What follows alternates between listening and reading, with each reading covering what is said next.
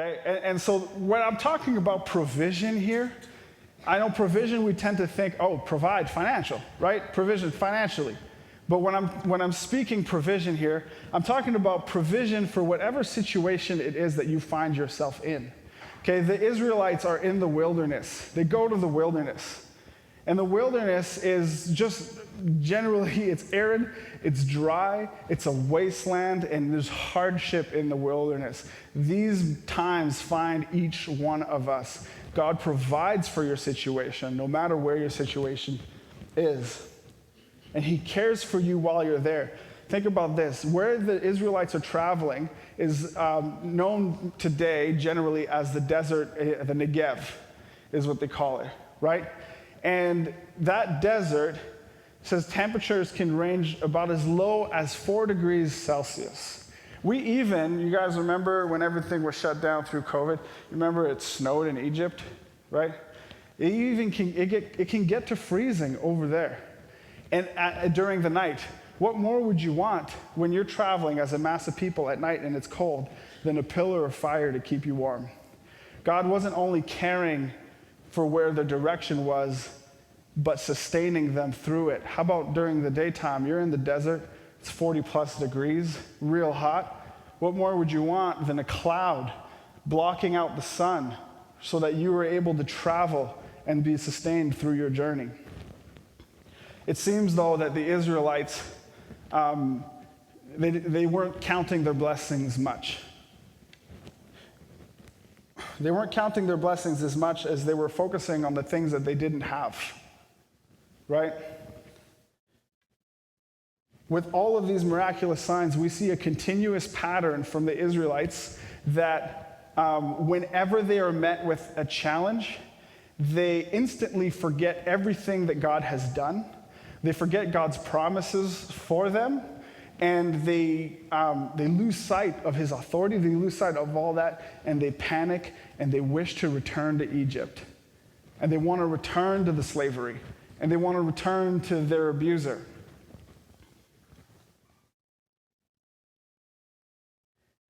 Exodus chapter 14, verses 10 to 12. When Pharaoh drew near, the people of Israel lifted up their eyes. So they've reached the Red Sea.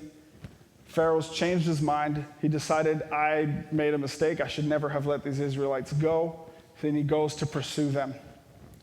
When Pharaoh drew near the Red Sea, the people of Israel lifted up their eyes, and behold, the Egyptians were marching after them, and they feared greatly.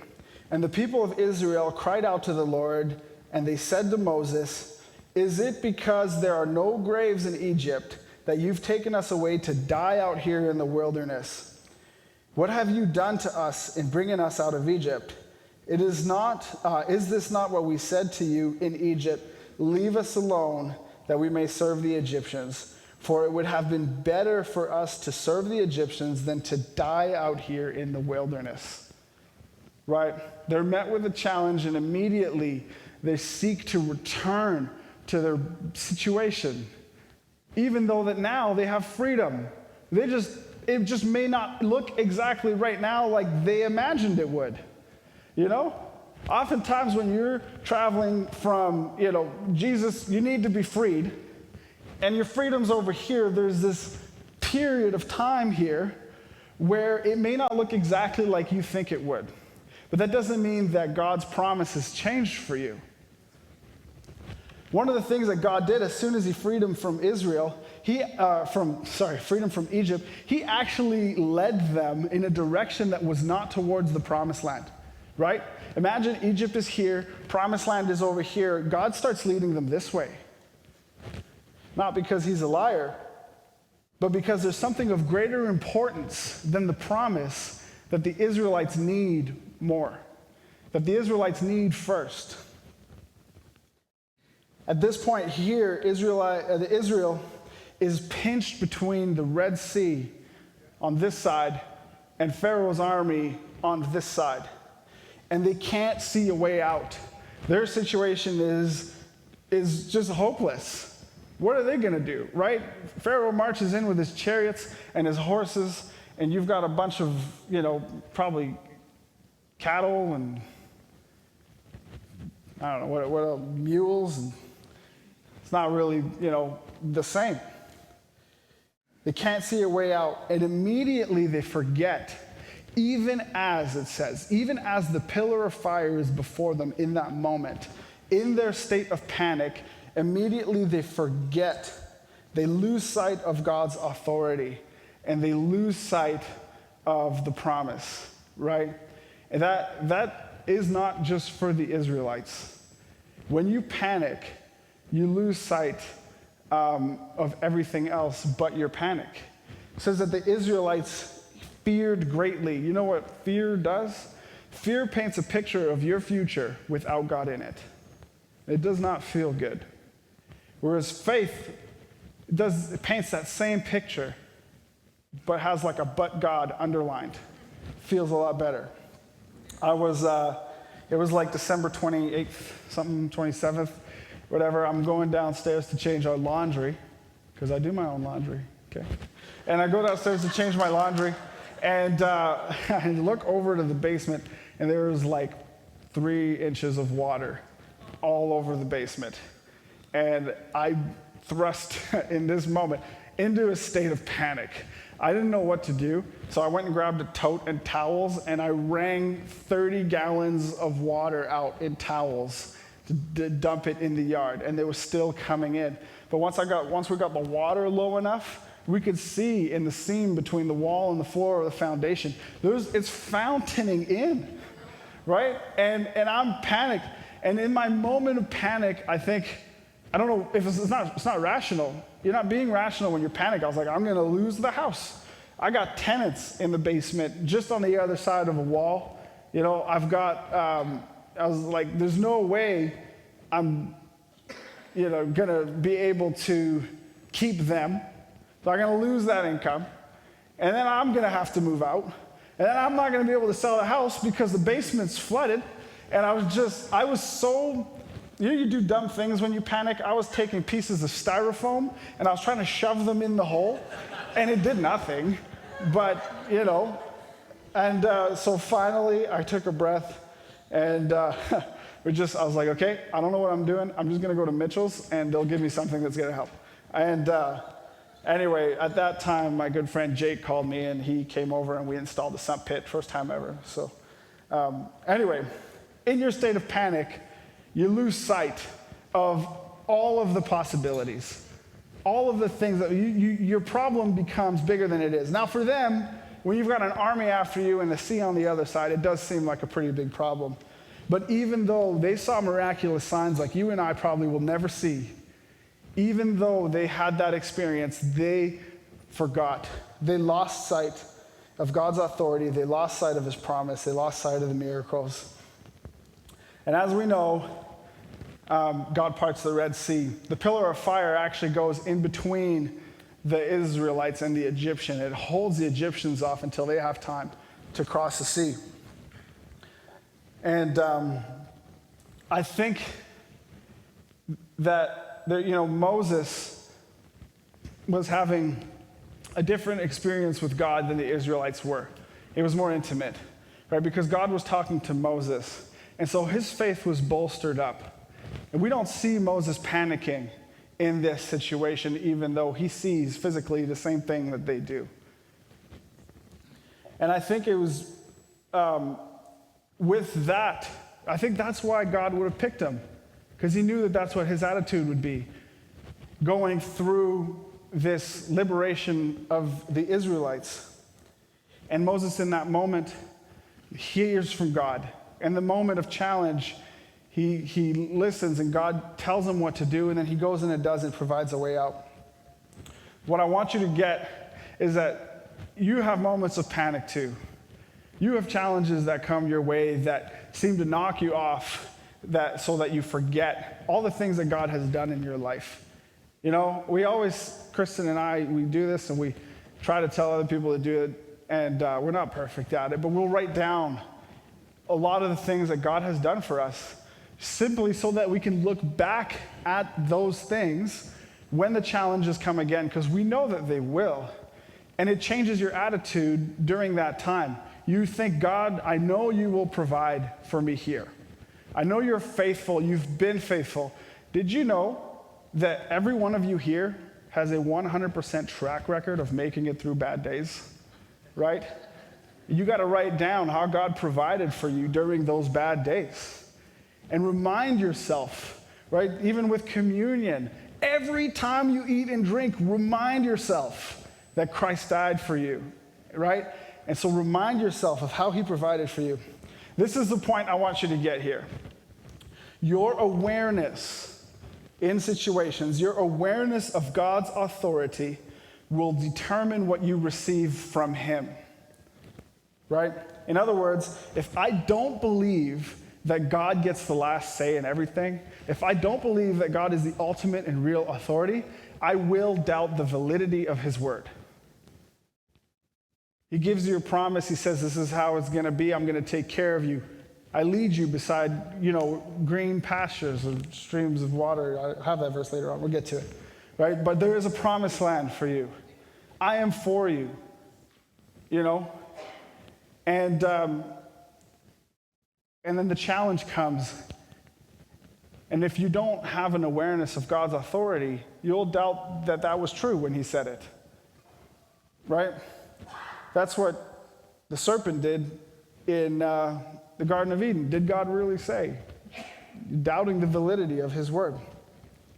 When the kids were younger, they used to think that I was the ultimate authority, that I always had the last say with any situation around me. That period of time did not last long. They've already outgrown it. Okay, but there was a time, specifically for Presley, she would have a nightmare or just intrusive, scary thought, or something scary would happen and she'd be nervous about something. She'd come running to me and explain to me what she's scared or nervous about. And I'd put her on my lap and, it usually only took her like 10 seconds to explain it. And then I'd look and be like, look at me, Presley. Like, look at me in my eyes. She'd look at me and I'd be like, listen, it's going to be okay. And then she would be like, and she would sometimes come to me in tears. And then after I say that, she'd be like, oh, all right. That's great, What was I worried about? And I thought in those moments, she was completely fixed. She wasn't scared anymore. She wasn't nervous. And I thought, I'm really good at this parenting thing.